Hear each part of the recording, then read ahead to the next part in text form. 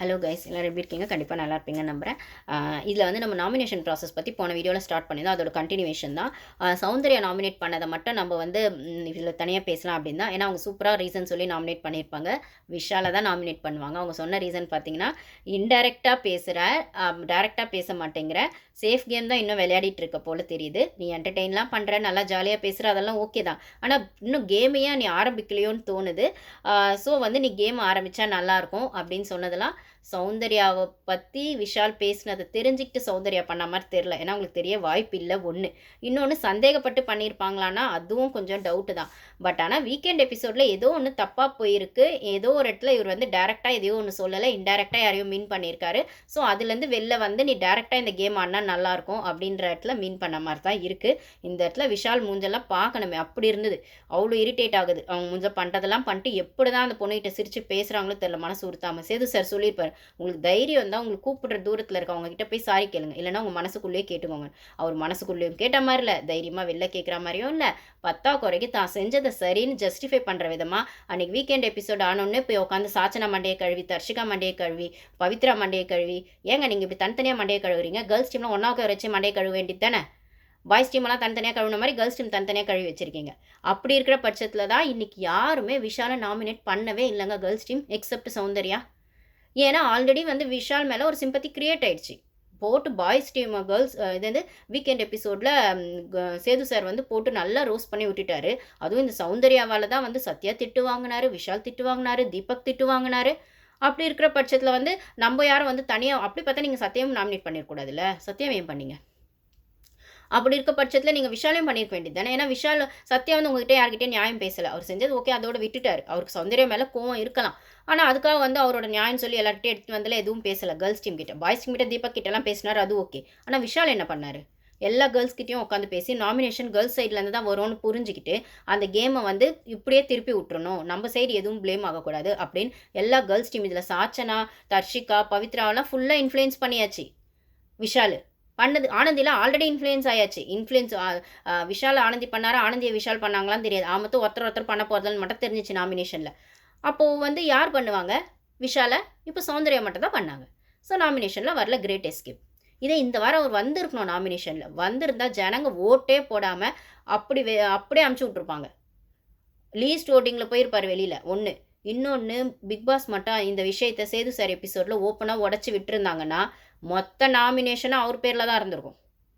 யாருமே இப்போ வந்து பாய்ஸ் சைடில் அவரை யாரும் நம்பலாங்கிறத ஒரு பக்கம் போகுது. நம்பலாங்கிறத விட ஏன் நம்பலைன்னா அவங்களுக்கு எல்லாம் தெரியும்.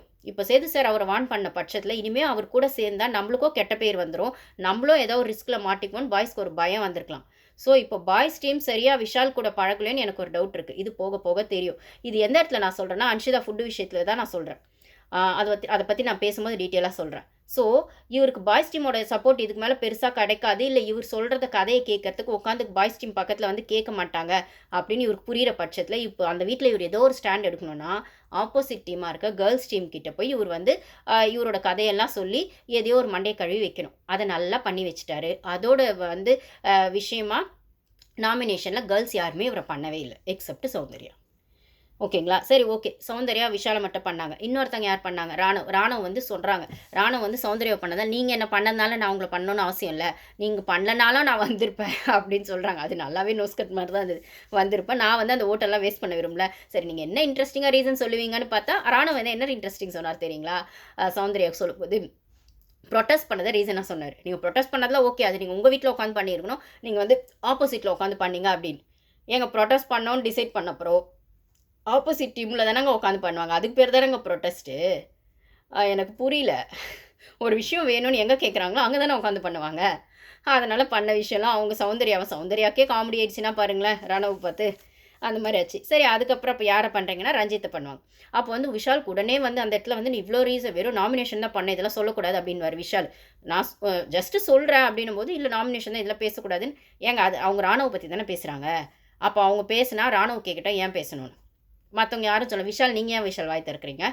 நீங்கள் வந்து மற்றவங்க பர்மிஷன் வாங்கி தான் மற்றவங்கள பற்றி பேசுகிறீங்களா? இல்லை அட்லீஸ்ட் மற்றவங்களுக்கு தெரிகிற மாதிரியாரும் போய் மற்றவங்கள அவங்களாச்சும் டேரெக்டாக இதில் கேட்குறாங்க, லிவிங் ஏரியாவில். நீங்கள் டேரெக்டாக பேசுனீங்க, இல்லைனா வந்து எல்லாருக்குமே தெரிஞ்சுதா நீங்கள் பேசுனது? அப்படி இருக்கும்போது அந்த பொண்ணு அதையாச்சும் நேரில் வந்து பேசுதுல்ல, அந்த தைரியமாவது அந்த பொண்ணுக்கு இருக்கு. நீங்க அத கூட பண்ணலல்ல. சாரி கேட்கவும் தைரியம் இல்ல. செஞ்ச தப்ப ஒத்துக்கவும் தைரியம் இல்ல. இல்ல யாரையும் தப்பா பேசக்கூடாதுன்ற அந்த பேசிக் சென்ஸும் இல்ல. நீங்க அங்க உட்காந்துட்டு அந்த பொண்ண கேள்வி கேட்குறீங்க. நீங்க மட்டும் இந்த வாரம் நாமினேஷன்ல வந்திருக்கணும். ஜனங்க வச்சு செஞ்சிருப்பாங்க. என்னமோ கிரேட் எஸ்கேப். அது உங்கள மட்டும் காரணம் சொல்ல முடியாது. உள்ள கேர்ல்ஸ் டீம் யோசிச்சா அவங்க புத்திசாலித்தனத்தையும் தான் சொல்லணும். அதுக்கு மேல பிபியும் உங்கள காப்பாத்தி விட்டுட்டாங்க. நாங்க என்ன சொல்றது?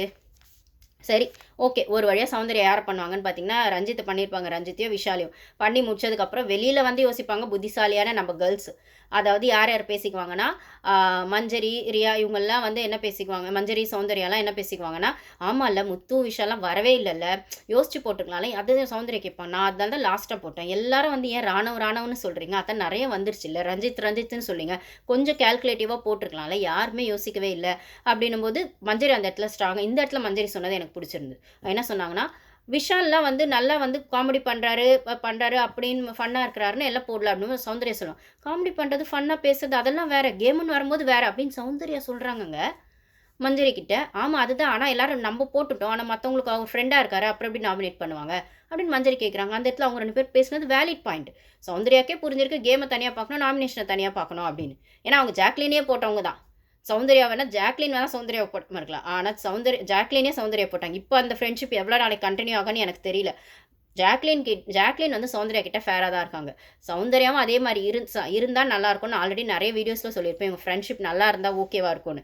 இத குழப்பறதுக்கு நெறைய குட்டி கலாட்டா அங்க நடக்கும். ஏன்னா, இவங்க 2 பேரும் ஒத்து போறது நெறைய பேருக்கு புடிக்கல. ஏன்னா, அவங்களோட கேம இது பாதிக்குது. இவங்க 2 பேரும் ஒண்ணா இருக்கிறது. ஆனா, இத புரிஞ்சுகிட்டும் இவங்க 2 பேரும் ஸ்ட்ராங்கா இருந்தா சூப்பரா இருக்கும். ஆனா, இதுல சௌந்தர்யா எங்கேயாச்சும் கோட்ட விட்டாங்கன்னா, இவங்க கேமையும் திருப்பி இவங்க புடிக்க முடியாதுன்னு நெனைக்கிறேன். இவ்ளோ வாரம் கழிச்சு ஏதோ ஒரு ஸ்டாண்ட் எடுத்த சௌந்தர்யா. தெரியல அவங்க எந்த அளவுக்கு யோசிப்பாங்கன்னு பார்ப்போம் நம்ம கைஸ். ஆனா இந்த நாமினேஷன் ப்ராசஸ்ல சௌந்தர்யா யோசிச்ச அளவுக்கு கூட மத்த கேர்ள்ஸ் யோசிக்கல அப்படிங்கிறது தான் எனக்கு வந்து கஷ்டமா இருக்கு. ஓகேங்களா? பார்ப்போம். இதுக்கப்புறமாவது கொஞ்சம் புத்திசாலித்தனமா நம்ம கேர்ள்ஸ் ஆடுறாங்களா அப்படின்னு சொல்லி. பவித்ரா வந்து ரஞ்சித்தையும், ராணவையும் சொல்லுவாங்க. திருப்பி அவங்க அத தான் சொல்லுவாங்க.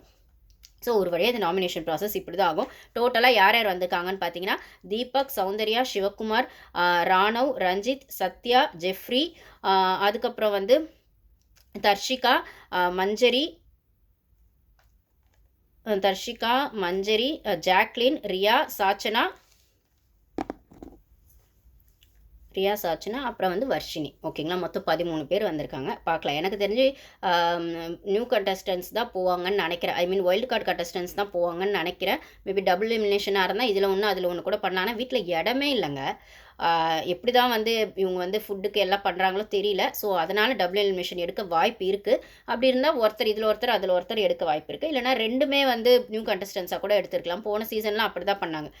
டக்குன்னு வந்து அன்னபாரதி, இன்னும் யாரோ ஒருத்தவங்க வந்தாரு ஆங்கரா, விஜய் யாரோ. அவர் 2 பேருமே ஒண்ணா எடுத்துட்டாங்கன்னு நெனைக்கிறேன். பார்க்கலாம். ஆச்சுங்களா? வந்து இதில 13 பேர் அப்படிங்கிற பட்சத்தில 2 பேரோ இல்ல ஒருத்தரோ எலிமினேட் ஆக போறாங்க. அது யாருன்னு நம்ம வந்து ஒரு வோட்டிங் போடுவோம். நம்ம சேனல் எப்பயும் போடுற மாரி. நீங்க உங்களுக்கு யாரு அப்படின்றத கமெண்ட்ஸ்ல ஷேர் பண்ணுங்க. நெக்ஸ்ட் வீடியோல நம்ம வந்து அந்த ஃபுட்டுக்கான டோக்கன் டாஸ்க் பத்தி பார்ப்போம். Thank you guys.